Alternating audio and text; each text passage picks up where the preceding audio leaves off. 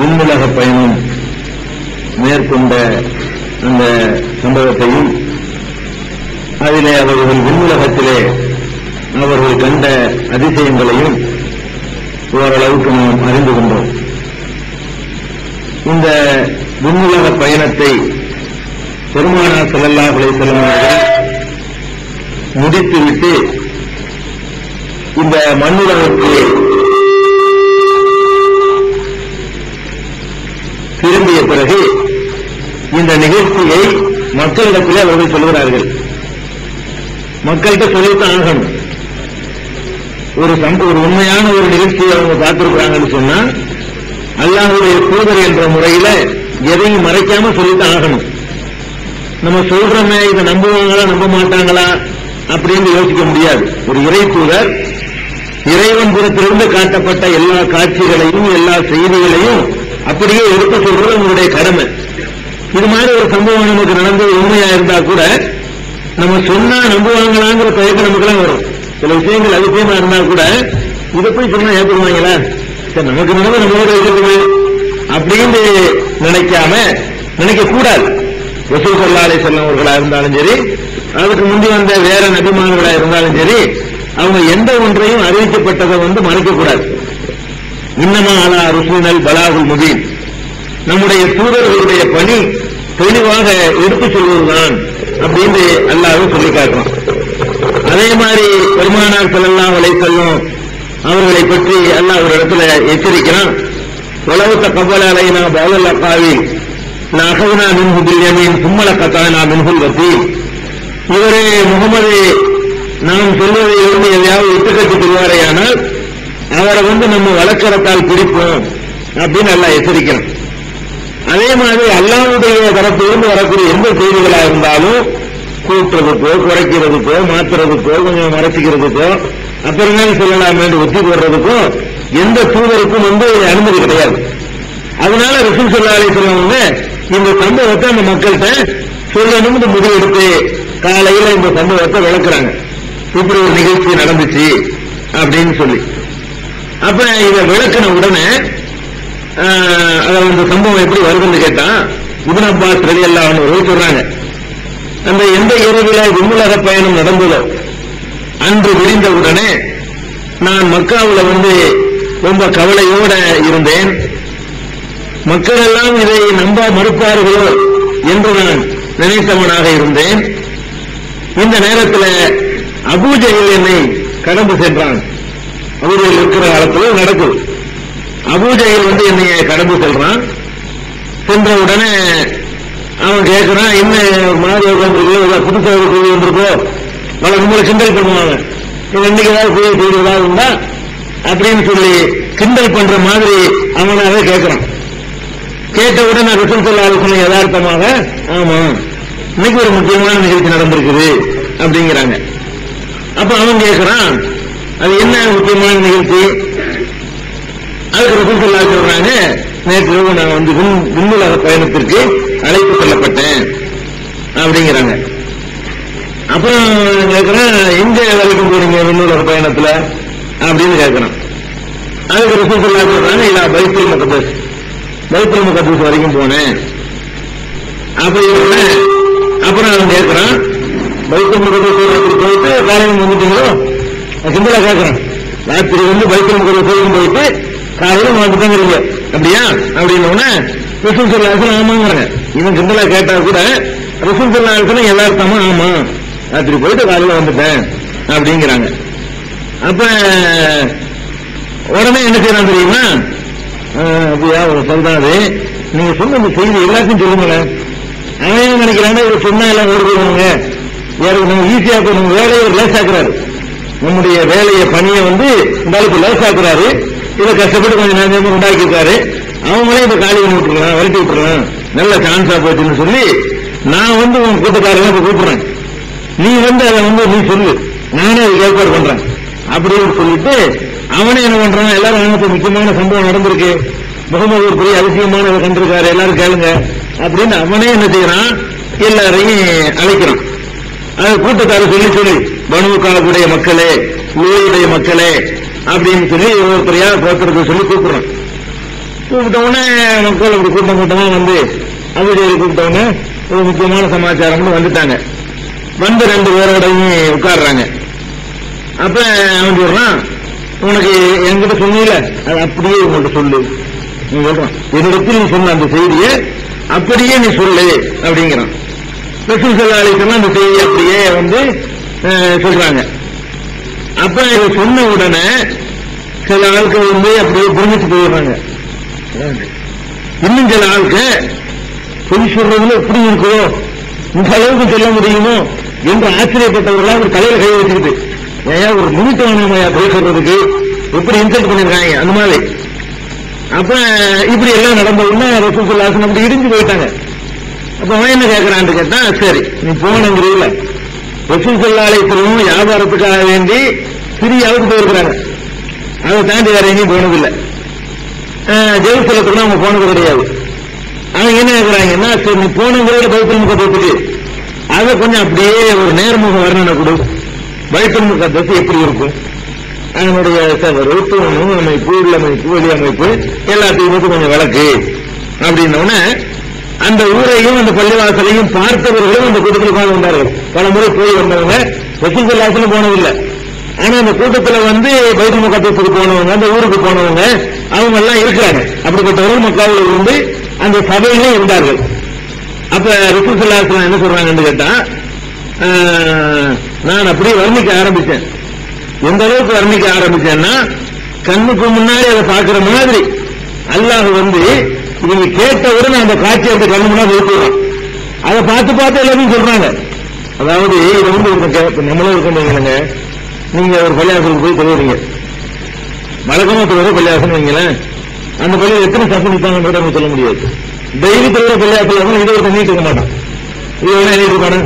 இந்த பள்ளி இருக்கு, இதுல மாடிக்கு எத்தனை பள்ளி இருக்கும் சொல்லுங்க பார்ப்போம், ஏழுக்கு வந்து அதுக்கு சொல்ல முடியாது. இந்த பள்ளியில தினம் தொழுகிற ஆளா இருந்தாலும் அந்த வேலைக்கு போறாலும் அதை செய்ய முடியும். நிஜமாவே இந்த சாதாரணமா ரசூலுல்லாஹ் அந்த பைத்துல் முகத்தத்துக்கு சாதாரண பிரயாணமா போய் பார்த்துட்டு வந்தா கூட இதை உட்காந்து யாரும் எண்ண மாட்டாங்க. ஒரு வீட்டுக்கு போறோம்னா சாப்பிட போட்டாங்கன்னா சாப்பிட்டு வந்துடுவோம். அந்த வீட்டினுடைய ஒவ்வொரு அமைப்பையும் பத்தி என்ன செய்ய மாட்டோம். வந்து நம்ம எத்தனை ஜன்னல் இருக்கு, எத்தனை கதவு இருக்கு, கதவுக்கு என்ன கலர்ல அந்த திரைச்சீல போட்டிருக்கோம்னா இப்படி எல்லாம் ஒண்ணு ஒன்னா வந்து நம்ம பதிவு செஞ்ச வழக்கம் இல்லை. நீங்க கேட்கிற கருத்தனமான கேள்வி. ரசூலுல்லாஹி ஸல்லல்லாஹு அலைஹி வஸல்லம் வந்து கேட்டது சொல்ல முடியாது. நீங்க கேட்டதுக்கு வந்து இவங்க வந்து பைத்துல் முகத்தஸை வந்து எண்ணி பார்க்கறதுக்கா போனாங்க, சூனி எத்தனை எண்ணி பார்க்கறதுக்கா போனாங்க, எண்ணி பார்க்கறது போகல. நம்ம ஒரு 10-20 தடவை தொழுத பள்ளிவாசல்ல கூட சூனி எத்தனை இருக்குன்னு சொல்ல முடியாது, சூனி எத்தனை இருக்குன்னு நம்மளால சொல்ல முடியாது. அவ்வளவு நம்மளோட சுபத்துல இன்னைக்கு சுபத்துல எத்தனை சப்பு தொழுதாங்கன்னு பாருங்க, நிறைய பேர் சொல்ல தெரியாது. அவரே தொழுதிருப்பாரு, எத்தனை சப்பு நின்றுச்சுங்கிறத கேட்டா அவருக்கு வராது. அதை கவனிக்கல, அவர் கவனிச்சு இருந்தால் வரும், சில பேருக்கு வரும், சில பேருக்கு வராது. அப்ப இதை வந்து கேட்கறாங்கல்ல, இது வந்து சொல்ல முடியாத நிச்சயம் கேட்கறான். இப்படி கேட்டா எனக்கு தெரிய போகுது, இதே அவங்க நினைட்டு போறாங்கன்னு தெரிஞ்சவங்க கேட்கறான். ரசூல் ஸல்லல்லாஹு அலைஹி வஸல்லம் சொல்ல முடியாதுட்டாங்க.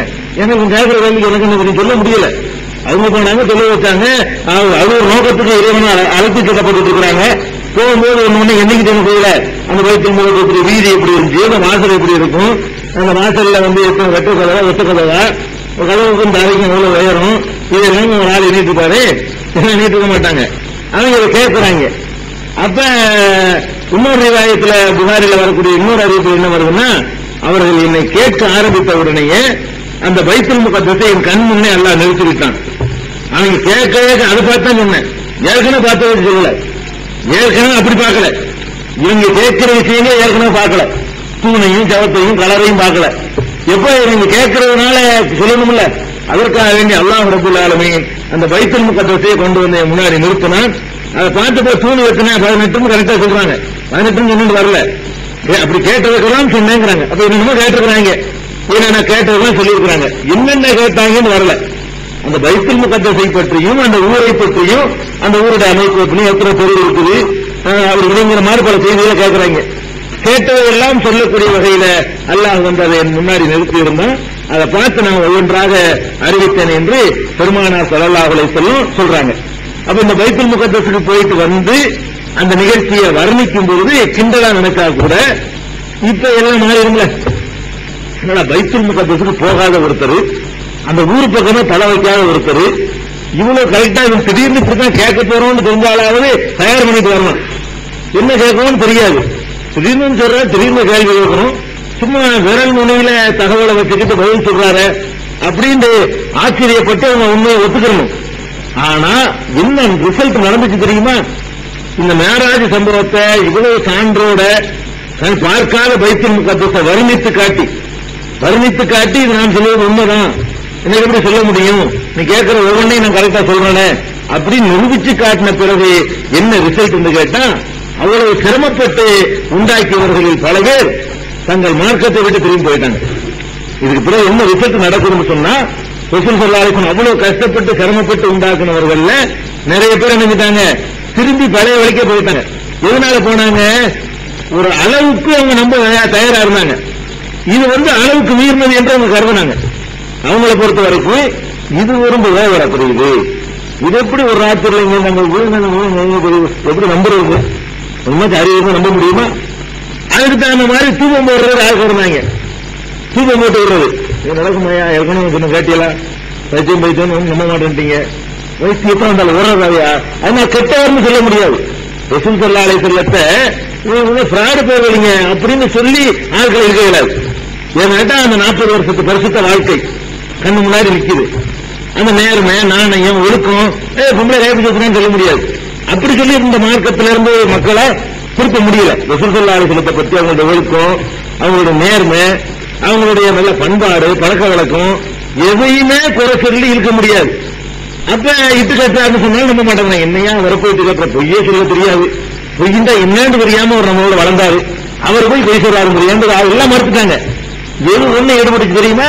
இந்த லூசுன்னு சொன்ன மட்டும் ஈடுபட்டு அவங்க என்ன சொன்னாங்க, நல்ல ஆழ்த்தாப்பா சேஞ்ச் ஆகி வளர்றாரு, ஏன்னு நம்ம அவர் கெடுக்கல, நல்ல மனுஷன் தான். லூசுன்னு சொல்லல, நல்ல மனுஷங்கிறதுக்கு கேடு இல்லையில, நல்ல மனுஷனுக்கு போலாம்ல. லூசா போனதுனால, பைத்தியமா போனதுனால நல்ல மனிதன் என்ற அந்த இமேஜுக்கு பாதி போறாது. நல்ல ஒரு மனிதன் பைத்தியம் விட்டு போயிடலாம். அவன் என்ன சொல்ல ஆரம்பிச்சாங்க தெரியுங்களா? முகமது நல்ல ஆள்பா, இதெல்லாம் சொல்ல வரும். சேஞ்ச் ஆகி போய் வளர்றாரு, ஒண்ணும் கிடையாது. அவர் சொல்லக்கூடியதெல்லாம் உளறல்.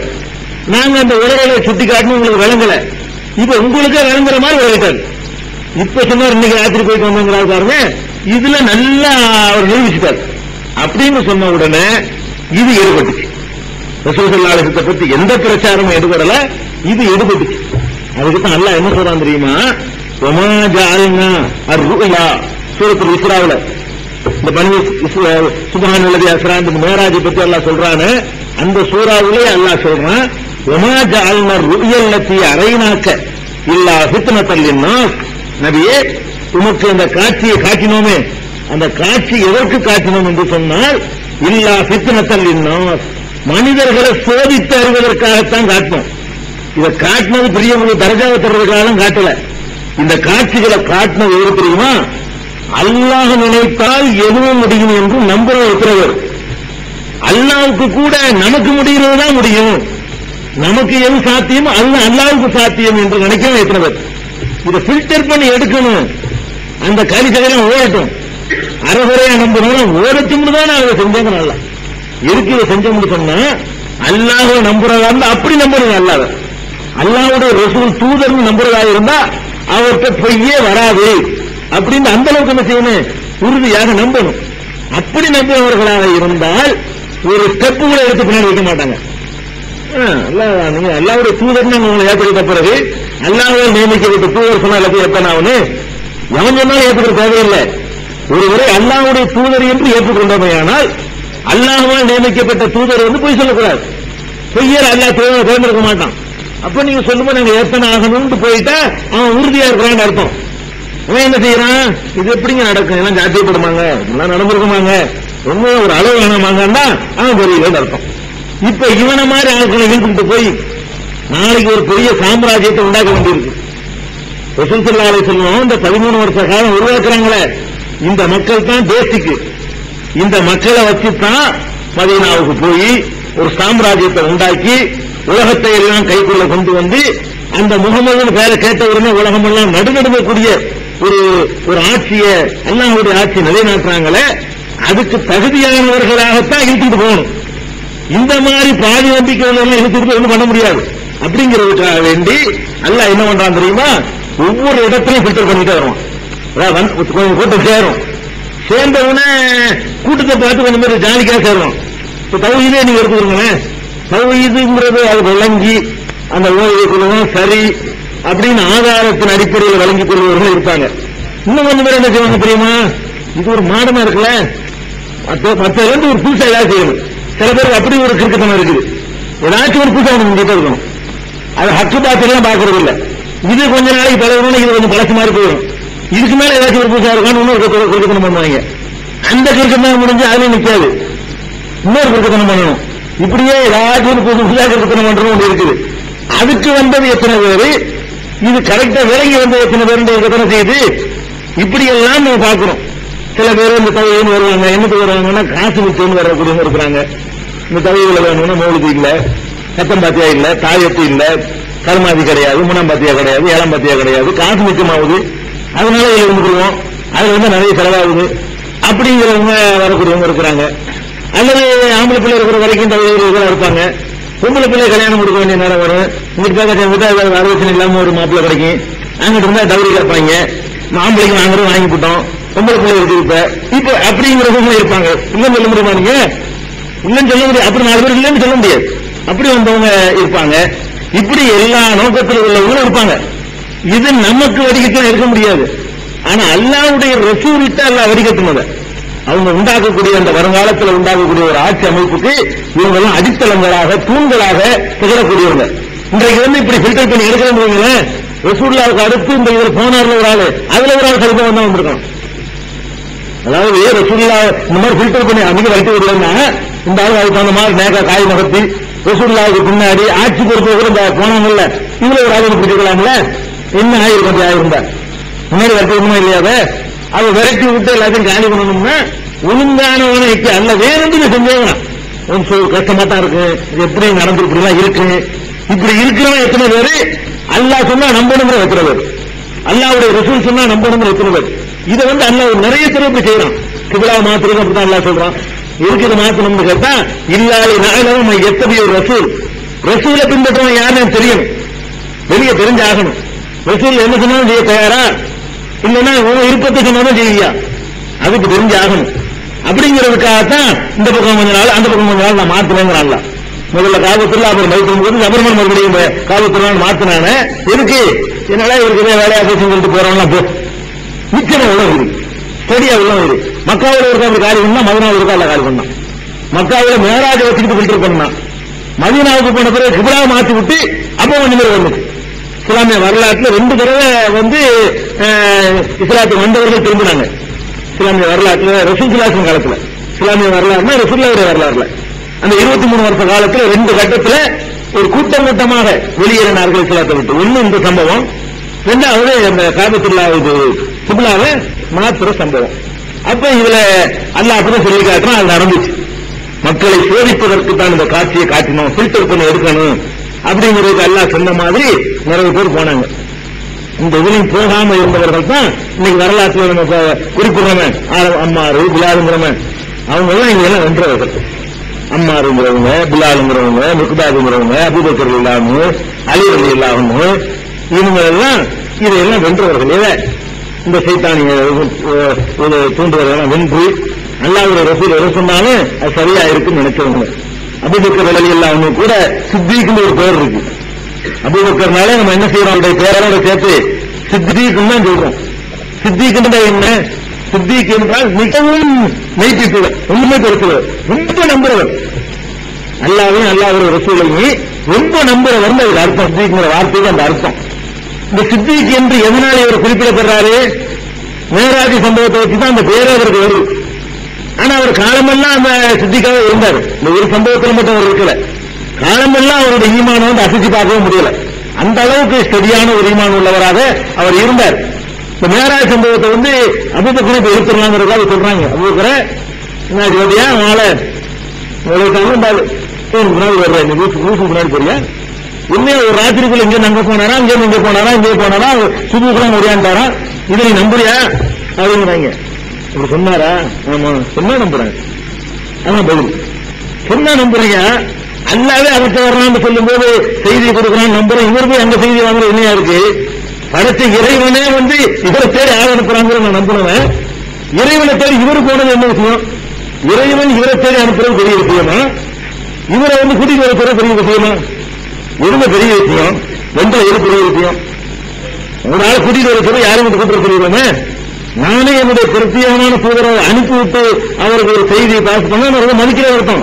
அதாவது புரிஞ்சுக்கா பேசிக்கிறோம்னா கொஞ்சம் மதிப்பு குறைவாக இருக்கும். அல்லாஹ் எவ்வளவு காலமா நான் என்ன நம்பிக்கிட்டு இருக்கிறேன்?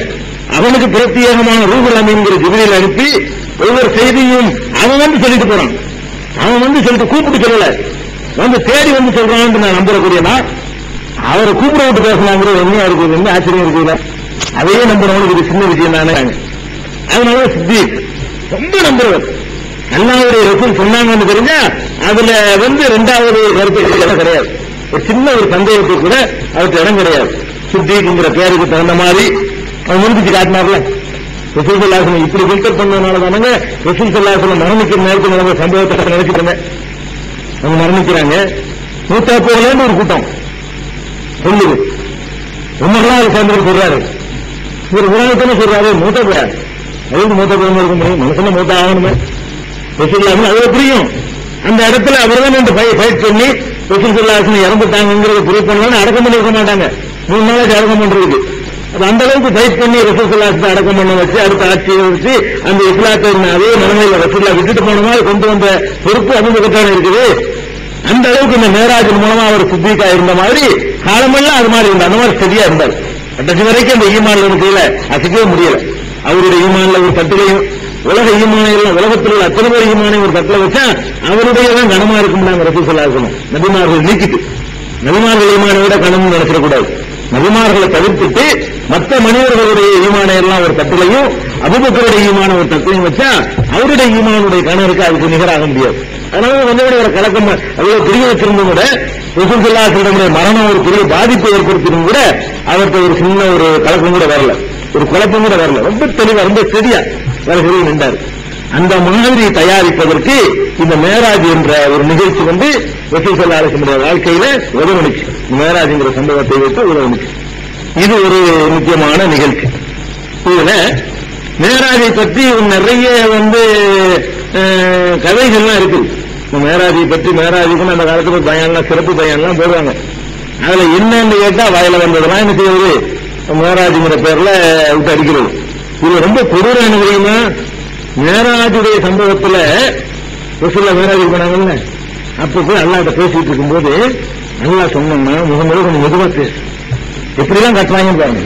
அல்லாஹ் சொன்னானா முகமது கொஞ்சம் மெதுவா பேசு. என்னத்துக்கு எல்லாம் மெதுவா பேசணும்? இல்ல அந்த தொட்டில அப்துல் கார் ஜிலானி தூங்குறாரு. அப்துல் கார் ஜிலானி நான் கேட்டிருக்கிறேன். மார்க்க அறிஞர்கள் மேராஜ் பயான் என்ற பெயர்ல பேசியத என்னுடைய திருக்குறாயத்தில் கேட்ட அப்படி நீங்க பசுமரத்தாணி மாதிரி பயந்துருக்குது. அப்ப அல்லாஹ்ட்ட பேசும்போது அல்லாஹ் சொல்றாங்க இன்னும் நீங்க சட்டப்பட்டு பேசுற தொட்டில தூங்கிட்டு இருக்காரு அப்துல் கார் ஜிலானி, முஹைதீன் அப்துல் கார் ஜிலானி தூங்குறாரு. அவர் முடிச்ச போறாரு மெதுவா பேசுனான் அல்லாஹ். அப்ப இது எப்படி வருது? மேராஜ்ங்கிறத தெரிஞ்சு வச்சுக்கிறாங்க. அப்துல் கார் ஜிலானிங்கிறவர் ரசூல் ஸல்லல்லாஹு அலைஹி வஸல்லம் காலத்துக்கு 500 வருஷத்துக்கு பிந்தினவர். ரசூல் ஸல்லல்லாஹு அலைஹி வஸல்லம் இறந்து போய் வஃபாத்தாகி 500 வருஷத்துக்கு பிந்தினவராக யாரு? அப்துல் கார் ஜிலானி. இவர் அங்க இருந்து போறாரு. அங்க இருக்க சான்ஸே இல்லை. அங்க தொட்டில குழந்தையா இருக்காருங்கிறது சான்ஸ் இல்லை. எத்தனையோ கதைகளை கட்டின மாதிரி அவருக்கு இந்த மேராஜில் ஒரு அந்தஸ்தை கொடுத்துருவோம். ரசூலுல்லாஹ் மேல உள்ள மரியாதையை விட அவர் மேல மரியாதை கூட்டணுங்கிறோம் திட்டமே. இந்த தர்கா வழிபாட்டுக்காரங்களுடைய நோக்கமே என்னன்னு கேட்டா ரசூல் ஸல்லல்லாஹு அலைஹி வஸல்லம் கீழே போயிடணும். அதுக்கு மேல இந்த மகான் பெரிய அவங்களுக்கு வைக்கணும். அதான் உங்களுடைய திட்டமே. இன்றைக்கு நீங்க பார்க்கலாமே. இன்றைக்கு நீங்க பாருங்க பள்ளிவாசல்ல எத்தனையோ பயான்கள் நீங்க கொஞ்சம் உன்னிப்பா கவனிங்க. பள்ளிவாசல்ல ஒரு அசரத்து பயான் பண்ணுவார். பயான் வந்து அல்லாஹ் பத்தி எல்லாம் பேசுவார். தீவாசி உட்கார்ந்து இருப்பான். ஒரு ரியாக்ஷன் மட்டும் வராது. ரசூல் ஸல்லல்லாஹு அலைஹி வஸல்லம் பத்தியும் பேசுவாரு. அப்போ சும்மா கேட்டுட்டே இருப்பான். திடீர்னு நினைச்சுவாரு முஹைதீன் அப்துல் கார் ஜிலானி கத்தஸல்லாஹு சிர்ரஹுல் அஸீஸ் சொல்லி இருக்கிறார்கள். உட்காந்துருக்கோம் கேட்க வேண்டாம். அந்த பேரு அல்லாஹ்னு சொல்லும் பொழுது ஏற்படாத இந்த புல்லரிப்புகள் எல்லாம் அல்லாஹ்வுடைய ரசூல்னு சொல்லும் போது ஏற்படாததெல்லாம் இந்த அப்துல் கார் ஜிலானின்னு சொல்லும் போது எனக்கு ஏற்படும். அதுதான் ஏற்படுறதில்லை. அவனும் ஏற்படுற மாதிரி சொல்லுவான். சொல்லக்கூடியவனு சும்மா அல்ல ரசூல்லா சொன்னாங்கன்னு மட்டும் சொல்லுவோம். அவ்வளவுதான் ரசூல்லாவுக்குள்ள அடமொழி. அவரை சொல்லுவது நம்ம வேணுமா? மாசூக ரஹ்மானி மஹபூபு சுபஹானி சிந்தியிலே நூரானி என்ன ரோசுல் ஆலம் கதசனா அப்படின்னு நம்ம போட்டு ஒரு 10 நிமிஷத்துக்கு அடைமொழியை கொடுக்கிறதுலையே இவர் அவரோட பெரிய ஆளுகள் இருக்குன்னு நினைப்பு உண்டாக்குவோம். அல்லாவை விட சொல்றாங்க அப்படி சொல்றாங்க, கேட்கிறாங்க மட்டும் தப்பு இல்லை, கேட்கிறாங்க மட்டும் தப்பு இருந்தாலும் சொல்றவன எப்படி பண்றான்? அந்த மாதிரி அல்லாவுக்கு கொடுக்காத அடைமொழி இந்த மனிதனுக்கு கொடுக்கப்படும்.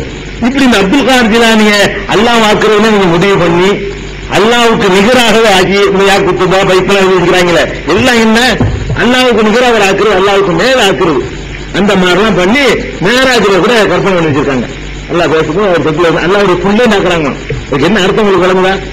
அல்லாஹுடைய இடத்துல ஒரு தொட்டில கிடக்கிறாருன்னா இவர் அல்லாவுக்கு புள்ளேன்னு அர்த்தம்.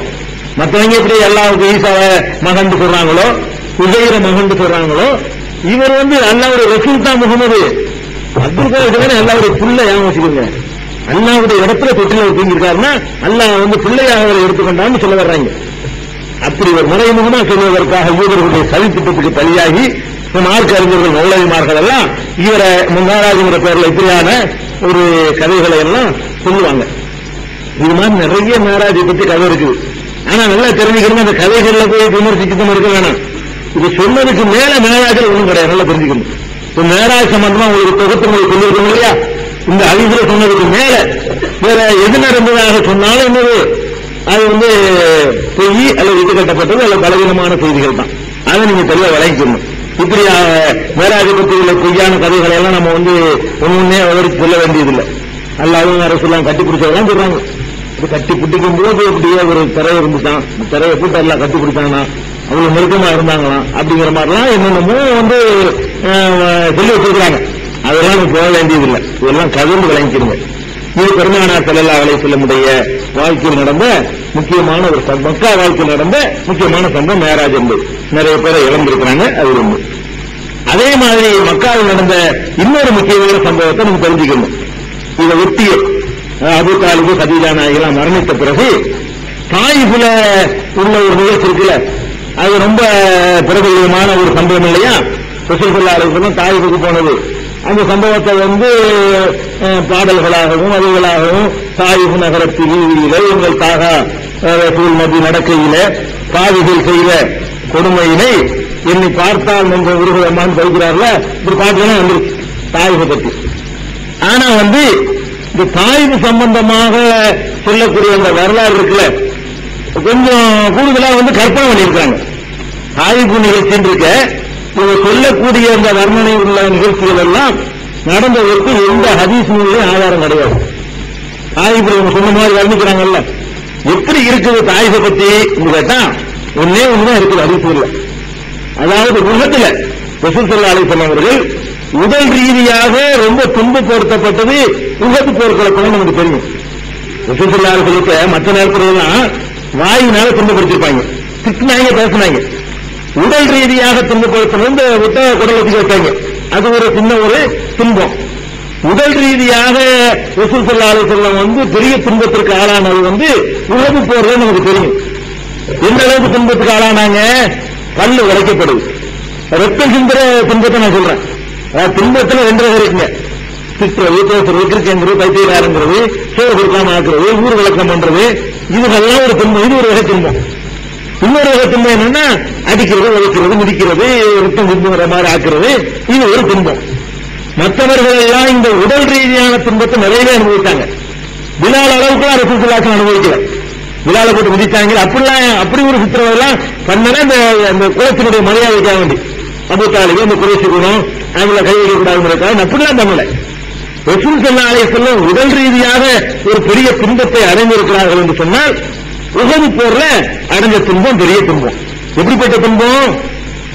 பல்லு உடையுது. பல்லு உடையுதுன்னு சும்மா சாதாரணமா எடுத்துக்க கூடாது. சும்மா உடையிற பல்லு வேற.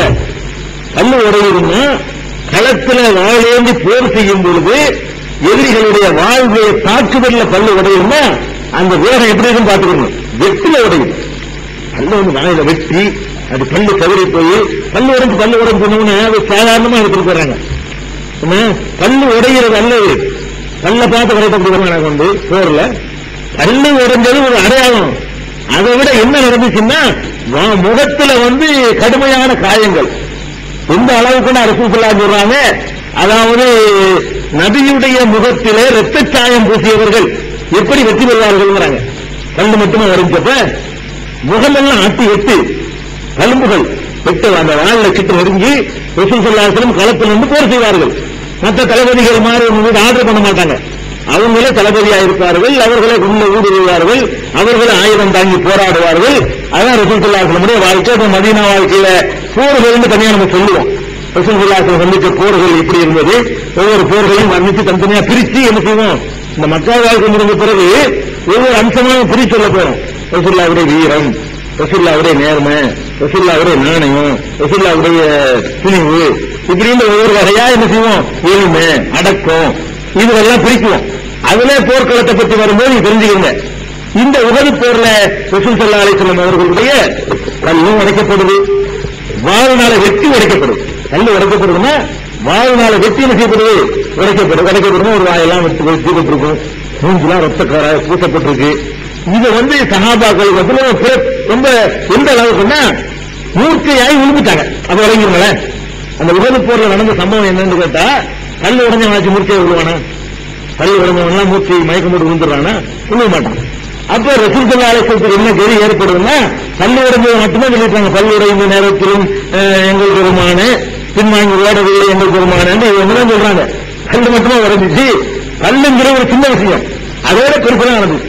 அந்த மூஞ்சி விசாரப்படுத்தப்பட்டுச்சு, பல முறையில வெட்டப்பட்டுச்சு. அதே ஒரு பல்லு ரெண்டு பல்லு விழுந்துச்சு, ரெண்டு முன்பொருட்கள் விழுந்துச்சு. அப்ப இவ்வளவு பெரிய துன்பத்தை பற்றி சஹாபாக்கள் கேட்கிறாங்க. இந்த பத்ர்ல உஹதுல இந்த எந்தளவுக்கு துன்பம்னா மூர்ச்சையை விழுந்துடுறாங்க. ரசூல் ஸல்லல்லாஹு அலைஹி வஸல்லம் மூத்தாயிட்டாங்கன்னு வரும்போது பரவு உஹது போர்ல ரசூல் ஸல்லல்லாஹு அலைஹி வஸல்லம் மயக்கம் போட்டு விழுந்த உடனே முகமது இறந்துட்டார்னு பரவு. சஹாபாக்கள்லாம் பின்னாடி ஓட ஆரம்பிக்கிறாங்க. அவ்வளவு பெரிய ஒரு சம்பவம் அது. அது உஹது போர்ல வளர்க்கும் போது வச்சுக்கணும். அது கேட்கிறாங்க, அந்த உஹது போர்ல பட்டீங்களே கஷ்டம், அதுக்கு நிகர எந்த கஷ்டமாவது நீங்க பட்டுக்கிறீர்களா ரசூலுல்லாஹ் கேட்கிறாங்க. அப்ப ரசூல் ஸல்லல்லாஹு சொல்றாங்க, ஆமா அதை தாண்டி ஒரு இடத்துல கஷ்டப்பட்டிருக்கிறேன். அது என்ன தாண்டி கஷ்டப்பட்டிருக்கிறேன்? சகீஃப் கோத்திரத்தார். சகீஃப்னா தாயிஃபில் உள்ளவங்க. சகீஃப் கோத்திரத்தார்னு சொன்னா அவங்க தாயிஃப்ங்கிற ஊர்ல கோட்டை கட்டி தனி ராஜ்யமாக பெரிய கோட்டையே ஒரு தாயிஃபில் இப்ப இருக்கான்னு எனக்கு தெரியல. ரசூல் ஸல்லல்லாஹு அலைஹி வஸல்லம் காலத்தில் இருந்து அதை முற்றுகையிட்டு பின்னாடி அதை கைப்பற்றினாங்க.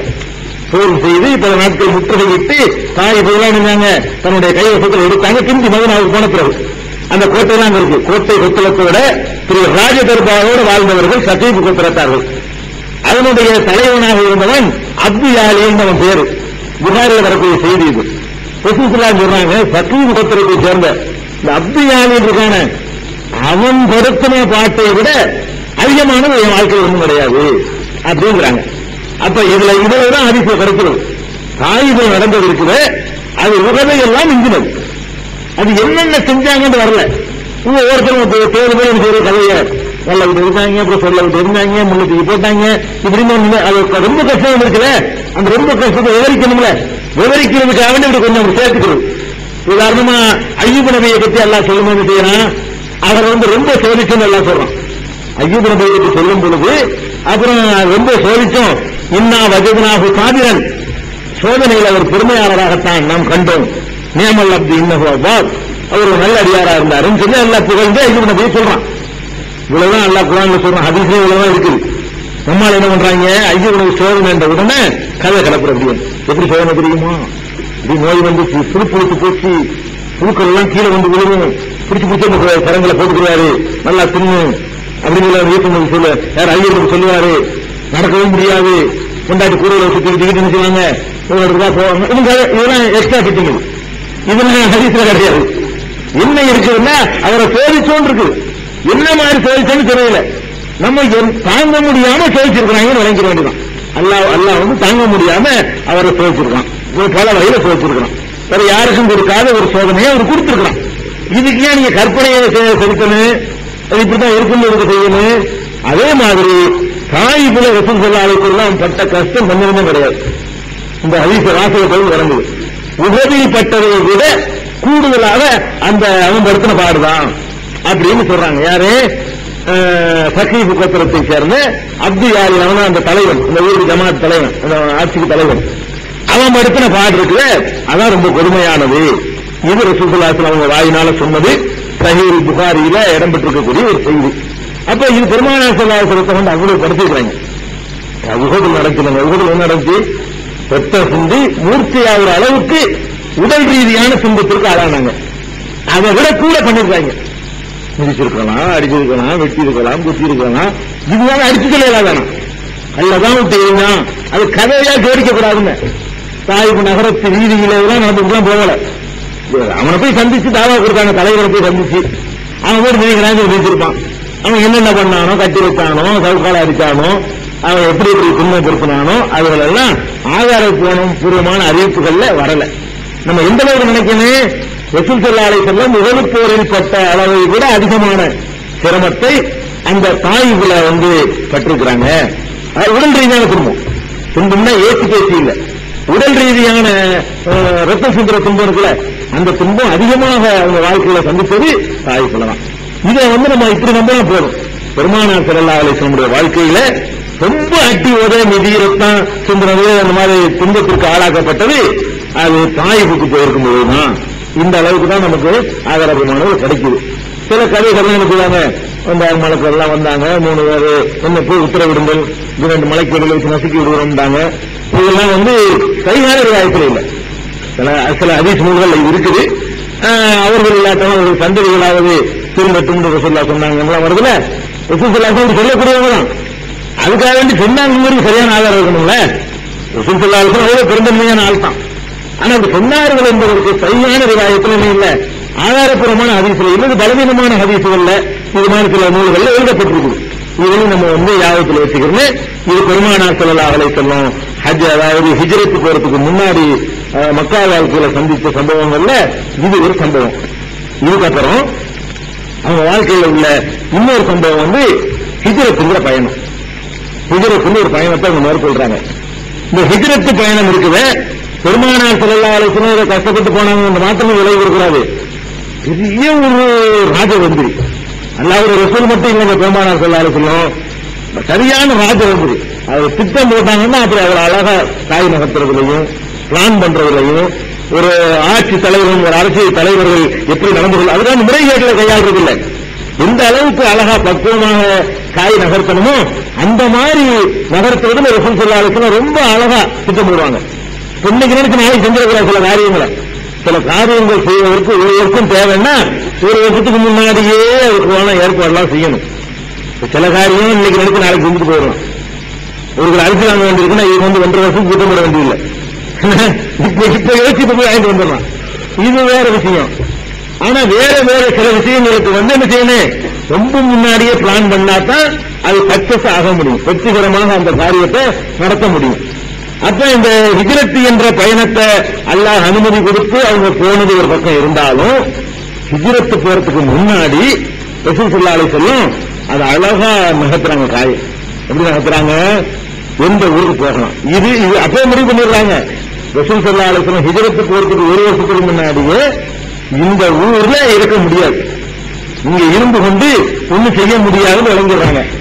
ஆனா வாரிவாரு போங்க, இதனால விளங்கிருங்க, இங்க இருந்து ஒண்ணு செய்ய முடியலங்கிறதுக்காக வேண்டி இன்னொரு ஊருக்கு போறோம், அங்கேயும் போட்டு மிதித்தாண்டு வைங்க, இது தேவையாகிறோம் ஒரு மக்காவில் கூட மிதிக்கிறாங்கிறதுக்காக வேண்டி வேற ஒரு ஊருக்கு போறோம், அந்த ஊர்ல இருந்து மிதித்தாண்டா அங்க 3 ஊரா. அப்ப போகும்போது என்ன செய்யணும், இங்க என்னென்னலாம் பண்றாங்களோ வரக்கூடாது. அப்ப சரியான ஒரு பேசிக்கை உண்டாக்கணும், ஒரு அடித்தளத்தை உண்டாக்கணும். அந்த அடித்தளத்தை உண்டாக்கி கொண்டு அதுக்கு தகுந்த மாதிரி வந்து முன் ஏற்பாடுகள் எல்லாம் பண்ணணும். அப்படிங்கிறதுக்காக வேண்டி ரசூல் ஸல்லல்லாஹு அலைஹி வஸல்லம் வந்து அல்லாஹ்வுடைய நாட்டப்படி எல்லாம் செய்யறாங்க. அவங்களும் ஒரு ராஜவந்திரியா இருந்தாங்க, அதையும் நம்ம தெரிஞ்சுக்கணும் அதுல இருந்து. அப்ப கனவில் ரசூல் ஸல்லல்லாஹு அலைஹி வஸல்லம் காட்டப்படுது. என்ன காட்டப்படுதுன்னா, அவர்கள் இந்த மக்கா விட்டு புறப்படுற மாதிரியும் புறப்பட்ட ஒரு ஊருக்கு போற மாதிரியும் அந்த ஊர்கள் எல்லாம் பேரிச்ச மரங்கள் நிறைந்த பகுதியாக இருக்கிற மாதிரியும் அது வந்து ஒரு கனவுல காட்டப்படுது. விழித்தவன அபூபக்கர் சொல்றாங்க, நான் எந்த ஊருக்கு பயணமாக வேண்டும் என்பதை அல்லாஹ் எனக்கு எடுத்து காட்டினான். அந்த அமைப்பை பார்க்கும்போது அது எஸ்ரிப்பு, மதீனாவுக்கு பேர் எஸ்ரிப்லாம். அந்த ஊருடைய பேர் மதீனா கிடையாது, இப்ப மதீனான்னு ஆயிடுச்சு. ரசூல் ஸல்லல்லாஹு அலைஹி வஸல்லம் காலத்துல இது பேர் என்ன? எஸ்ரிப். எஸ்ரிப்ங்கிற ஊராத்தான் தெரியுது, அங்கதான் பேருக்கு மரங்கள்லாம் ஜாஸ்தி. அந்த அமைப்பு வச்சு பார்க்கும் பொழுது எஸ்ரிப்பு ஊரத்தான் எல்லாம் எனக்கு காட்டணும், அங்கதான் நாம் போக வேண்டி இருக்கும்னு சொல்லி ரசூல் ஸல்லல்லாஹு அலைஹி வஸல்லம் முன்னாடியே சொல்றாங்க. அபூபக்கர் அவர் அதுக்கு போறதுக்காக தயாரிப்புல இருக்காரு. அந்த அளவுக்கு முன்கூட்டியே பிளான் பண்ணிட்டாங்க. அப்ப மதீனாவுக்கு திடீர்னு போய் சேர முடியுமா? அங்க போயிட்டு இதே மாதிரி அங்க என்ன பண்றது? அங்க அடுத்த வைக்கிறதா பண்ண முடியும்? அதனால என்ன பண்றாங்கன்னா ரசூல் ஸல்லல்லாஹு அலைஹி வஸல்லம் இந்த ஹஜ்ஜிக்கு வருவாங்க இல்லையா, ஒரு வருஷத்துக்கு முன்னாடியே ஹஜ்ஜிக்கு வருவாங்க. ஹஜ்ஜிக்கு உம்ராவுக்குலாம் அந்த மக்கள் வருவாங்க பல ஊர்கள்ல இருந்து. அப்ப இந்த மதீனாவாசிகள் எங்க இருக்கிறாங்கன்னு விசாரிச்சு கூட்டத்துல நுழைஞ்சி மதீனாவாசிகள் அப்பவே கவர் பண்றாங்க. அங்கேயே நீங்க தயார் பண்ண இந்த ஆட்களை அங்க ஒரு டீம் முதல்ல தயார் பண்ணணும். நம்ம போகாமலேயே அங்க ஒரு வேலை நெட்வொர்க் பண்ணி வச்சுக்கணும். பண்ணி வச்சுட்டு போகும்போது அவங்க வரவேற்பு கொடுக்கணும். ரசூல் ஸல்லல்லாஹு அலைஹி வஸல்லம் எப்படி பிளான் பண்றாங்கன்னா, இங்க சகிச்சுக்கிறோம், அங்கேயும் போயிட்டு அப்படி பண்ணக்கூடாது. நாம போறதுக்கு முன்னாடியே போகும்போது அங்க கூடி நின்று அந்த மக்கள் நம்மளை வாங்கன்னு கூப்பிடணும், ஓடியா வெளியே வரக்கூடாது. அந்த மாதிரி வேலை செய்யணுங்கிற அடிப்படையில ரசூல் ஸல்லல்லாஹு அலைஹி வஸல்லம் ஹஜ்ஜி சீசன்ல ஒரு வருஷத்துக்கு முன்னாடியே அந்த மக்களை எல்லாம் மதீனாவிலும் வர்றாங்கல்ல, அவங்க எல்லாம் போய் பார்க்கிறது, பார்த்து அழகா அப்படி வளர்க்கிறது, இப்படியே விளக்கி அவங்களை தயார்படுத்துறது. இப்படி ஒரு 2 கட்டத்தில் ரசூல் ஸல்லல்லாஹு அலைஹி வஸல்லம் ஒரு டீமை ரெடி பண்றாங்க. முதல் தடவையாக 12 பேர். அது அக்கபத்தில் ஊலான்னு சொல்லுவாங்க, பையத்தில் அக்கபத்தில் ஊலா, அக்கபா உடன்படிக்கைன்னு ஒரு பேருங்க. அக்கபாண்டா அந்த மதீனாவுடைய மக்காவுடைய கணவாய் பள்ளத்தாக்கு இருக்குல்ல, அந்த பள்ளத்தாக்குல அவர்கள் ரகசியமாக சந்தித்து மதீனாவாசிகளோடு ரசூல் ஸல்லல்லாஹு அலைஹி வஸல்லம் செய்து கொண்ட ஒரு உறுதிமொழி இருக்குல்ல, அதுக்கு தான் அக்கபான்னு சொல்லுவாங்க, அக்கபா உடன்படிக்கை. இப்படி 2 கட்டமாக ரசூல் ஸல்லல்லாஹு அலைஹி வஸல்லம் இந்த அக்கபாங்கிற உடன்படிக்கையை பண்ணி அந்த மக்களை தயார்படுத்துறாங்க. முதல் தடவையாக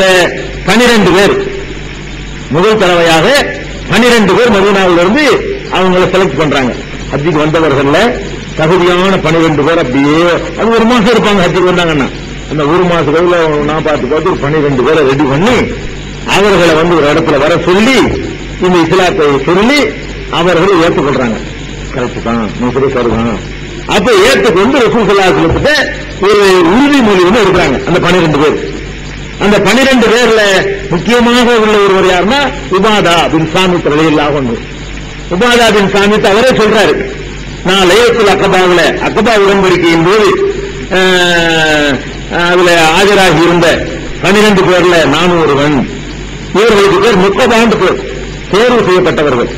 அதாவது நாளைக்கு மதீனாவில் ஒரு களம் அமைப்பதற்காக வேண்டி களப்பணி ஆற்றுவதற்காக தேர்வு செய்யப்பட்டவர்களுக்கு முக்கபாக்கள் பேரு. அந்த 12 முக்கபாக்கள்ல நானும் ஒருவனாக இருந்தேன் என்று உபாதா பின் சாமித் ரலியல்லாஹு அன்ஹு அவர்கள் சொல்றாங்க. அப்ப ரசூல் ஸல்லல்லாஹு அலைஹி வஸல்லம் அந்த 12 பேரை கூப்பிட்டு ஒரு உறுதிமொழி எடுக்கிறாங்க. என்ன உறுதிமொழி? ஃபர்ஸ்ட் உறுதிமொழி, அலா அல்லாஹ் துஷ்ரிகு பில்லாஹி ஷைஆ, அல்லாஹ்வுக்கு நீங்க எதையுமே இணை வைக்க கூடாது. அதுக்கு முதல் உறுதிமொழி தரணும். எந்த கட்டத்திலையும் அல்லாஹ்வுக்கு ஈக்குவலாக யாரையும் எதையும் என்ன செய்யக்கூடாது, கருதக்கூடாது. இரண்டாவது வலா தஸ்ரிகு, நீங்கள் திருடக்கூடாது. வலா தஸீனு, விபச்சாரம் செய்யக்கூடாது. வலா தக்துலு அவ்லாதக்கும், உங்கள் குழந்தைகளை கொல்லக்கூடாது. திருட கொள்ற வழக்கம் இருக்குல்ல, அதை நீங்க பண்ணக்கூடாது. வலா தஅது பி புஹ்தானின் தஃப்தரூனஹு பைன ஐதீக்கும் அர்ஜுலிக்கும், நீங்க கண்டும் காணாமலும் இட்டு கட்டி சொல்றீங்கல்ல, அந்த மாதிரி கூட குறைய போட்டு சொல்றது. இந்த இட்டு கட்டுற சமாச்சாரத்தை யாருக்கு எதிராகவும் செய்யக்கூடாது. வலா தஅசு ஃபீ மஅரூஃபின், நல்ல விஷயங்கள் சொல்லும் பொழுது அதுல எதிர்க்கக்கூடாது. நல்ல விஷயங்கள்ல மாறு செய்யக்கூடாது, எதிர்க்கக்கூடாது. இதை யாராவது நீங்கள் முழுமையாக நிறைவேற்றினீர்கள் என்று சொன்னால் அவருக்குரிய கூலி அல்லாஹ்விடத்தில் இருக்கிறது. யாராவது இந்த உடன்படிக்கையை மீறி இந்த பாவங்களை செய்துவிட்டீர்களே, ஆனால் எதை செஞ்சிருந்தது, தேடக்கூடாதுன்னு தெரிவித்தீங்க, விசாரம் பண்ணக்கூடாது பண்ணிட்டீங்க, குழந்தையை கொள்ளக்கூடாது கொண்டுட்டீங்க, இட்டு கட்டக்கூடாது பண்ணிட்டீங்க, நல்ல விஷயங்கள் இருக்கக்கூடாது ஏற்றுட்டீங்க. இப்படி யாராவது இதில் உள்ள ஒரு தப்பை செய்து இந்த உலகத்தில் அதற்கு ஒரு தண்டனை அல்லாஹ் கொடுத்து விட்டார் என்று சொன்னால் கஃபாரத்து, அதுவே அவருக்கு அந்த பிராயசித்தமாக மாறிவிடும். மறுமையில் எல்லாம் ஒன்றும் செய்ய மாட்டான். அதுக்கு தண்டனை கொடுத்துட்டா திருடுறோம் கையை கொடுத்துட்டோம் அங்க இருக்க அதுக்கு நல்லா இருக்க மாட்டான், தண்டிக்க மாட்டான். ரொம்ப நசாத முன்னாளிக்கு செய்ய சும்மா சத்திர கொள்ளலாம். இந்த பாவங்களை யாராவது செஞ்சு அல்ல அதை மறைச்சுட்டாண்டு வைங்க, யாருக்கும் தெரியல, ஆட்சியாளருக்கும் தெரியல, ஒருத்தரும் தெரியல, மறைச்சு விட்டான் என்று சொன்னால் சொகையிடல்லா அவன் பொறுப்பு எல்லா இடத்துல இருக்குது. விரும்பினா மன்னிப்பான், விரும்பினா தண்டிப்பான். இதை ஒத்துக்கிறீங்களா, இதுக்கு உறுதிமொழி செஞ்சு தர்றீங்களா என்று கேட்கிறாங்க. கேட்ட உடனே வாலிக்க இதை ஏற்றுக்கொண்டு நாங்கள் 12 பேர் நடத்தினோம், பையத்து செய்து கொடுத்தோம். இந்த 12 பேர் மதீனாவை சேர்ந்த ஒரு 12 பேர் ரசூல் ஸல்லல்லாஹு அலைஹி வஸல்லம் மக்காவில வந்து சந்திச்சு ஹஜ் சீசன்ல சந்திச்சு உறுதிமொழி எடுக்கிறாங்க இந்த 12 பேர். அதே மாதிரி இன்னொரு ரிவாயத்தில் என்ன வருதுன்னு கேட்டா, அதாவது ரசூல் ஸல்லல்லாஹு அலைஹி வஸல்லம் அந்த உடன்படிக்கையில சொன்னாங்க இல்லையா, அந்த உடன்படிக்கையில வேற சில செய்திகள் எல்லாம் சொல்றாங்க. எப்படி சொல்றாங்கன்னு கேட்டா, துபாயூனி எனக்கு நீங்கள் பையத் செய்ய வேண்டும், அல சம்இ வத்தா செவியுற்று என்னுடைய பேச்சை கேட்டு கட்டுப்பட்டு நடப்பதாக என்னிடத்தில் உறுதிமொழி செய்ய வேண்டும். கஸ்ரி ரொம்ப சந்தோஷமான விஷயங்களா இருந்தாலும் சரி, சங்கடமான விஷயங்களா இருந்தாலும் சரி, எனக்கு என்ன செய்யும், நீங்க கட்டுப்பட்டு நடக்கணும். அதே மாதிரி அதன் நபக்கத்தி உசிரி ஒரு உசிரி வறுமையிலையும் செல்வத்திலையும் செலவழிக்கணும். அல்லாஹ்வுக்காக செலவழிக்க சொன்னா என்ன செய்யணும், பொருளாதாரத்தை செலவு செய்யணும். அதுக்காக எனக்கு உறுதிமொழி கொடுங்க. அலல் அமரி பில் மஅரூஃபி வன் நஹி அனில் முன்கர் நல்லதை பிறருக்கு எடுத்து சொல்லி தீயதை தடுக்கிறது, அதற்காக நீங்க இடத்துல செய்யணும், உறுதிமொழி செய்யுங்க. அது மாதிரி அலான் தக்கூலு பில்லாஹி அல்லாஹ்வுடைய விஷயத்தில் நீங்க பேசும் பொழுது லா தஅஹுதுக்கும் ஃபீஹி லௌமத்தல் ஆயிமின் எவன் குறை கூறுறாங்கிறத பத்தி அதை அலட்சியப்படுத்தணும். அல்லாஹ்வுடைய மார்க்கத்தை பற்றி பேசும் பொழுது குறை கூறுவதனுடைய அந்த விமர்சனத்துக்கு நீங்க மதிப்பு கொடுக்கக்கூடாது, பயப்படக்கூடாது, விமர்சனத்துக்கு பயப்படக்கூடாது. அடுத்து அலா அன் தன்சுருனி இதா கத்தம்து இதா கதிம்து எஸ்ரிபுக்கு நான் வரும்பொழுது எனக்கு நீங்கள் உதவ வேண்டும். முதல்ல அட்வான்ஸ் போடுறாங்க பாருங்க, எஸ்ரிபுக்கு நான் வரும்பொழுது எனக்கு வரப்போன்னு முன்னாடி சொல்றாங்க இருந்தானே, நான் உங்க ஊருக்கு வரும்பொழுது எனக்கு நீங்கள் உதவ வேண்டும். தமிழ ஊனி இம்மா தமிழவுன அன்புசக்கும் அஸ்வாஜக்கும் அபுனாக்கும் உங்களையும் உங்க பொண்டாட்டிமார்களையும் உங்க பிள்ளைகளையும் எப்படி காப்பீர்களோ அப்படி என்னையும் நீங்கள் காக்க வேண்டும். அவங்களுக்கு அரணா நின்று பாதுகாக்கிற மாதிரி என்னையும் நீங்கள் பாதுகாப்பதாக உறுதிமொழி தரணும். அப்ப அதெல்லாம் சொல்றாங்க, மதீனாவுக்கு வரப்போறதுக்கு வந்து வெறுமனே சிறுக்கு வைக்கக்கூடாது மட்டும் அக்ரிமெண்ட் இல்ல, அக்ரிமெண்ட் என்ன பண்றாங்கன்னு இஸ்லாத்தை நீங்க ஏத்துக்கிறேன், அதோட எனக்கு நீங்க வந்து உதவி செய்யணும். நான் வருவேன், எனக்கு வந்து நீங்க எல்லா வகையிலையும் அப்படி உறுதிமொழி எடுத்தாரணும். இப்படி செய்தீர்களே ஆனால் பலக்குமுல் ஜன்னா சொர்க்கம் உங்களுக்கு இருக்கிறது என்று நான் உறுதிமொழி தருவேன். அல்லாஹ்வின் சார்பாக சொர்க்கத்தை நான் உறுதிமொழி தர முடியும். இப்படி நடந்து கொண்டிருக்காங்க, நான் செய்யறேன் அப்படின்ற உடனே அப்ப நாங்கள் எல்லாம் பையத்து செய்தோம் அப்படின்னு சொல்லி இன்னொரு அறிவிப்புல வருது. ஆக இந்த 12 பேர் வந்து ரசூல் ஸல்லல்லாஹு அலைஹி வஸல்லம் சந்திக்கிறாங்க இல்லையா, அந்த 12 பேர் சந்திக்கிற அக்கபாவுடைய முதல் உடன்படிக்கை இருக்கு பாருங்க, இது இஸ்லாமிய வரலாற்றுல மிக மிக திருப்பு முனையான ஒரு சம்பவம். இன்றைக்கு இதுக்கு நிகரான ஒரு சம்பவம் எதுவும் இல்லைன்னு இதுல கலந்து கொண்ட 12 பேரும் கருதிருக்கிறாங்க.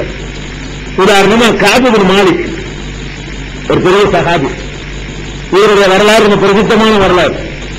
இவர் எப்படி கேட்டாங்கன்னா, அந்த 3 பேர் போருக்கு போகாம பின்வாங்கிடுறாங்க பாருங்க, அந்த சம்பவம் தான் தெரியும்.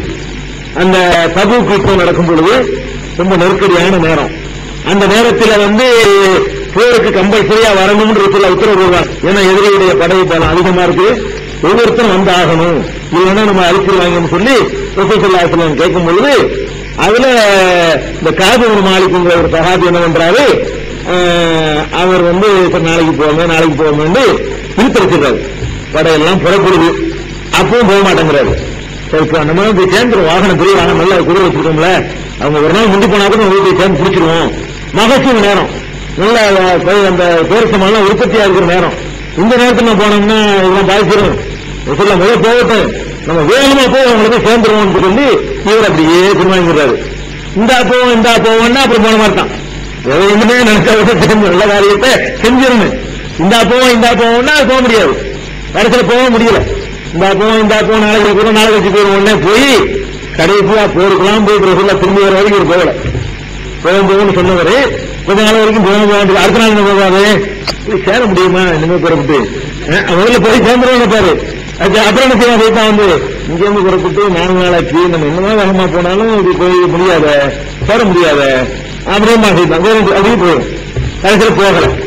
அவர் திரும்பி வந்துட்டாங்க. ரசூலுல்லாஹ் வர்றாங்கன்றவுடனே இவருக்கு திக்கு திக்குன்னு அடிக்குது. நிறைய பேர் இப்படி போகாம இருக்கிறாங்க. முனாபிக்குகள் நிறைய பேர் 3 நல்ல அடியார்களும் போகாம இருக்கிறாங்க. அது ஒரு ஆள் ராஜூர் மாளிகை ஒரு ஆள். அப்ப ரசூலுல்லாஹ் வந்துட்டவங்க எல்லாருமே போய் இந்த பொய்யர்கள்லாம் பொய்யான காரணங்களை சொல்லுவாங்க. எனக்கு வயிறு வலி வரல, அம்மா உடம்பு சரியில்லாம வரல, ஒரு ரசூலுல்லாஹ் தெரியும் முனாபிக்கு இவங்க பொய் சொல்றதுன்னு வருவாங்க. ஏன்டா போருக்கு வருவோம் கேட்டா காரணம் சொல்லுவாங்க. அவங்க எல்லாம் அனுப்பி விட்டுறாங்க. இவர்களை ரசூலுல்லாஹ் வந்து இப்ப எடுத்துக்கிற மாட்டாங்க. அப்ப இவங்க பொய் காரணம் சொல்லணும் எனக்கு மனசு விருப்பம் இல்லை. அதனால உண்மையான காரணத்தை போய் சொன்னா ரசூலுல்லாஹ் சொன்னா அதை கேட்க மாட்டேங்கிறாங்க. சைத்தான் என்னை கெடுத்துக்கிட்டான், இந்த போன் பண்ணிட்டேன் உடனே கேட்க மாட்டேங்கிறாங்க, ஒதுக்கி வச்சிடுறாங்க. 50 நாள் வரைக்கும் யாரும் பேசக்கூடாது, இந்த தொடர்பு வச்சுக்கிற கூடாது. இந்த அளவுக்கு அல்லாஹ் இவங்களை பற்றி குர்ஆன்ல வர்ணிக்கிறான். ஒரு வாக்கத்து அளவு எல்லாரும் இருமாறாக இந்த பூமி எவ்வளவுதான் விசாலமாக இருந்தாலும் இவர்களை பொறுத்த வரைக்கும் பூமி சுருங்கி விட்டுருங்கிறான். சுருங்கிருச்சுல பூமி சுருங்குன்னு என்ன அர்த்தம்? யாரும் பேசலன்னா உலகம் திரும்பி போயிடும். நம்ம உலகம் 3 நாள் எல்லாரும் பேசலாம்னு தான் பெரிய உலகம். நம்மளை வந்து ஒருத்தரும் பேச மாட்டேங்கிறான், ஒரு போறாங்க, நம்ம உலகம் சின்னதா போச்சு. அவ்வளவு சின்ன உலகமா போச்சு இந்த உலகம். அந்த அளவுக்கெல்லாம் ஆனக்கிறது. கடைசியா எல்லாம் இவங்களை மன்னிச்சுக்கன்னு சொல்லி வாழ சலாகத்துள்ளது நான் சொல்லி போவான் ரசூலுல்லாஹ் ரசூலுல்லாஹோடு போருக்கு போகாமல் பின்தொடர்ந்தார்களே அந்த 3 அல்லாஹ் மன்னிச்சு தாண்டி இவங்களுக்காகவே குர்ஆன் வசனத்தையே அல்லாஹ் அருளலாம். இவங்க நல்லடியார்கள்ங்கிறதுனால அந்த டாக்டர் இல்ல. இவர் சொல்றாரு அந்த காபு மாலிக்கு நான் அந்த 12 ஒரு ஆள் அவர் சொல்றாரு. அந்த காலத்துல எப்படிப்பட்டவன் நான் பாருங்க, எதையை சைத்தான் எடுத்துக்கிட்டான். அந்த காலத்துல இஸ்லாத்தை ஏற்றுக்கொள்வதனாலே ரொம்ப டேஞ்சரான ஒரு சமாச்சாரம். மதீனாவுக்கு நாங்க புறப்பட்டு மனக்கட்டு போய் ரகசியமா ஒளிஞ்சு போய் ரசூலுல்லாஹ்வை சந்திச்சு நீங்கள் மதீனாவுக்கு வந்தீர்களேயானால் எல்லா நேரத்திலையும் நாங்க உங்களுக்கு ஒத்தாசையா இருப்போம்னு சொல்லி உறுதிமொழி இருக்கோம் 12 பேரு. அதுல ஒருத்தனா பாருங்க என்னையே அந்த மாதிரி செய்தாங்க. அதை சொல்லி காட்டுறாரு. அந்த 12 ஒரு ஆள் யாரு? காபு மாலிக்கு. அவர் என்ன சொல்றாருன்னு கேட்டா பதில் போடுற தவிர எல்லாத்திலையும் நான் கலந்து கொண்டவன் சொல்றாரு. அக்கபாவிலையும் கலந்துருக்கிறேன். அக்கபத்தில் உள்ளா முதலாவது அக்கபா இருக்க அந்த உடன்படிக்கையே நான் இருக்கிறேன். பாக்கி எல்லா போர்லையும் நான் கலந்துருக்கிறேன். பதில் ஒன்னவுக்காக நான் என்ன செஞ்சுக்கல, கலந்துக்கிறல. பதில் தான் ஒரு சிறந்த போர் என்று எங்களுக்குள்ள பேசிக்கிறாங்க. ஆனாலும் பதில நான் கலந்துக்கிறல. காரணம் என்னன்னு கேட்டா பதில் திட்டமிட்டு நடந்ததில்லை. அது வேற ஒரு வேலைக்கு போகும்போது இஷ்டமா வாங்கிக்கு. அது வியாபார கூட்டத்தை நடக்கிறதுக்காக போனதான போருக்கு ஆட்களை கரட்டிக்கிட்டு அப்படி போனதில்லை. அப்படி அறிவிக்கப்பட்டு அதை நானே போயிருப்பேன். அது வேற ஒரு வியாபார கூட்டத்தை வழிமறிக்கிறதுக்காக போகும்போது அது வேற மாதிரி எல்லாம் போட்டு பதில் போர்ல சந்திக்கிற மாதிரி ஆகிட்டான். அதனால அதுக்கு நான் போக முடியல. ஆனாலும் என்னையை பொறுத்த வரைக்கும் பதில் எண்ணத்துல நான் கலந்துக்கிட்டணும். அத்தனையை விட நான் பெரிய பாக்கியமாக கருதுவது அந்த அக்கபா உடன்படிக்கை தாங்கிறாரு. அதாவது இந்த அக்கபா அந்த லைலத்துல் அக்கபாவில் உடன்படிக்கை பண்றாரு. அது அவர் என்ன சொல்றாரு, என் வாழ்க்கையை இத்தனை போர்க்களத்தை நான் கலந்துருக்கிறேன், போர் உயிரியே கொடுக்கிறது அதெல்லாம் பெருசே கிடையாது என்னோட எனக்கு பொறுத்த வரைக்கும். அது ஈடாக எதுவும் ஆகாது. பொதுவீடா நாங்க இன்னைக்கு கஷ்டமான காலத்தில் இந்த 12 பேருக்கு அக்ரிமெண்ட் பண்றோமே அந்த நேரத்தில் அதனால ஒரு அந்த சோதனையான நேரத்தில் அதை ஏற்றுக்கொள்வதான பெரிய தியாகம். அந்த நேரத்தில் நாங்கள் ஏற்றுக்கொண்டோமே அதுக்கு ஈடாக எது கிடைச்சாலும் நான் அதை ஒத்துக்க மாட்டேன் அப்படின்னு காபு அவர் சொல்றாரு. அப்ப இந்த காபு மாலிக் என்பவரும் அந்த 12 ஒருவர் என்பது தெரியுது. உபாதா பின் சாமித்துங்கிற ஒரு சகாபியும் அதுல உள்ள ஒருத்தர் முறை தெரியுது. அதே மாதிரி இன்னொரு சகாபி யாருன்னு கேட்டா ஜாபீர் பின் அப்துல்லா. ஜாபீர் பின் அப்துல்லா இருக்காங்கல்ல, அவர்களும் அவங்களுடைய 2 மாமாமார்களும் 3 பேரும் இருந்திருக்கிறாங்க. என்னையும் என்னுடைய மாமாமார் 2 பேரும் ரசூலுல்லாஹ்விடத்தில் அழைத்து சென்றார்கள் அக்கபாவுடைய இரவுல அப்படிங்கிறாரு. அப்ப அந்த மாமாக்களுடைய பேர் ஒரு ஆளுக்கு தான் பேரு கிடைக்கிறது வரலாறுல. பரா பின் மாரூர் என்று அவருடைய பேர். இன்னொரு மாமாவுடைய பேர் நமக்கு கிடைக்கல. ஆனா 3 பேர் இருக்கிறாங்க. அப்ப இவர்களும் அந்த அக்கபாவில் அந்த 12 பேர்ல இவங்கெல்லாம் ஆறு காலத்து மதீனா முஸ்லீம்கள், மதீனாவுல ஆரம்ப காலத்தில் இஸ்லாத்தை ஏற்றுக்கொண்டவர்கள். இப்படியாக ஒரு 12 மீது 12 பேர் மீது ஆளுகளும் நம்ம நாளைக்கு பார்ப்போம். இப்படி ஒரு ஏற்பாடுகளை ரசூல் ஸல்லல்லாஹு அலைஹி வஸல்லம் பண்ணி, அப்புறம் இரண்டாவதாக ஒரு அக்ரிமெண்டாக பெரும் கூட்டம் ஒன்று வருது. அவர்களையும் ரெடி பண்ணி அந்த களத்தை அழகாக அமைத்து வைத்துக் கொண்டு அங்கே ஒரு இஸ்லாத்தை அப்படியே ஒரு கோட்டையாக ரசூலுல்லாஹ் போகும் பொழுது வேலையே இல்லை அவங்களுக்கு. அந்த அளவுக்கு லேசாக்கி வைக்கிறதுக்கு அங்க உள்ள வேலைகள்லாம் செஞ்சுட்டு தான் ரசூல் ஸல்லல்லாஹு அலைஹி வஸல்லம் ஹிஜ்ரத் பயணத்துக்கு போனாங்க.